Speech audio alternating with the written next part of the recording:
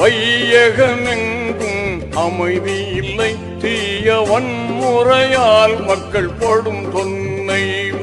நியாயம் தருமம் வர வேண்டும், மக்கள் நிம்மதியாக வாழ வேண்டும். வல்லவனே மிக நல்லவனே, வாழ்வின் நன்னறி காப்பாயிரையோனே. வல்லவனே மிக நல்லவனே, வாழ்வில் நன்னறி காப்பாயிரையோனே. அல்லாஹ் அல்ஹம்துலில்லாஹ், எல்லா புகழும் அல்லாஹ் உனக்கே சொந்தம் ஆகுமே.